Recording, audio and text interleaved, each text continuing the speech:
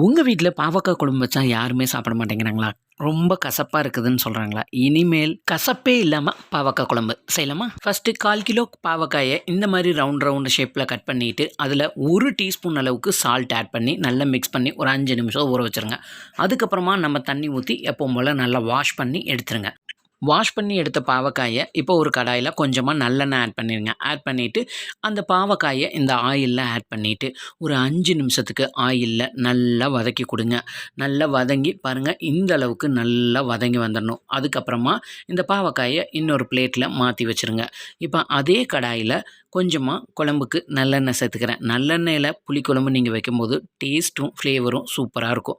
So நல்லெண்ணெயை இப்போ கடாயில் சேர்த்துட்டு ஆயில் நல்லா காஞ்சதுக்கப்புறமா 1 டீஸ்பூன் அளவுக்கு கடுகு உளுந்து, ஒரு 1/4 டீஸ்பூன் அளவுக்கு வெந்தயம், 1/2 டீஸ்பூன் அளவுக்கு ஜீரகம் இப்போ இதெல்லாம் ஆட் பண்ணிவிட்டு இப்போ இது கூட ஒரு 10 பல்லு பூண்டு இந்த மாதிரி கட் பண்ணி எடுத்துருக்கேன். அதையும் ஆயிலில் சேர்த்து பாதி அளவுக்கு வதக்கிடுங்க. அதுக்கப்புறமா இது கூட 15லிருந்து 20 சின்ன வெங்காயம் 2 கட் பண்ணி எடுத்து வச்சுருக்கேன். அந்த சின்ன வெங்காயத்தையும் நம்ம இது கூட ஆட் பண்ணிவிட்டு கொஞ்சமாக கருவேப்பிலையும் இதோட சேர்த்துடலாம். சின்ன வெங்காயம் பாதி அளவுக்கு நல்லா வதங்கி வரணும். அதுக்கப்புறமா நான் சின்ன சைஸ் தக்காளியை ஒரு 3 தக்காளியை பேஸ்ட்டாக அரைச்சி எடுத்து வச்சுருக்கேன். அந்த தக்காளி பேஸ்ட்டையும் இதோட ஆட் பண்ணிடுங்க.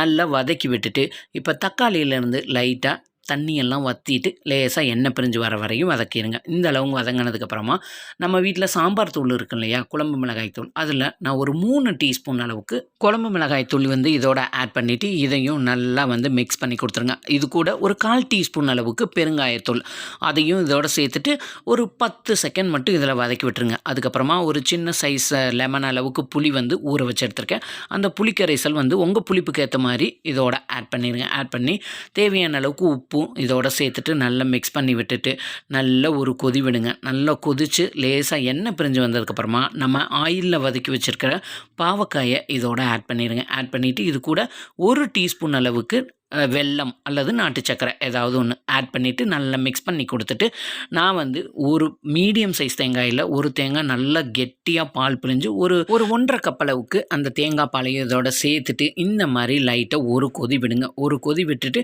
நல்லா மிக்ஸ் பண்ணி கொடுத்துட்டு இப்போ அடுப்பை லோ ஃப்ளேமில் வச்சுட்டு ஒரு 10 நிமிஷம் சிம்லேயே இருக்கட்டும்.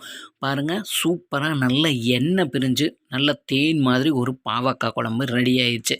நல்லா இந்த பாவக்காய் குழம்பை கொதிக்க சாதத்தோடு இந்த பாவக்காய் குழம்பு மட்டும் ஊற்றி சாப்பிட்டு பாருங்கள், கசப்பே சுத்தமாக இருக்காது. இதே மெத்தடில் நீங்கள் செஞ்சீங்கன்னா இனிமேல் உங்கள் வீட்டில் பாவக்காய் குழம்பு செஞ்சீங்கன்னா எல்லாருமே விரும்பி சாப்பிடுவாங்க. அந்தளவுக்கு டேஸ்ட்டு சூப்பராக இருக்கும். இந்த வீடியோ பிடிச்சிருந்தா உங்கள் ஃப்ரெண்ட்ஸ் அண்ட் ஃபேமிலிக்கு ஷேர் பண்ணுங்கள். இது அவங்களுக்கும் யூஸ்ஃபுல்லாக இருக்கும். மறக்காமல் நம்ம சேனலை லைக் பண்ணி சப்ஸ்கிரைப் பண்ணிடுங்க.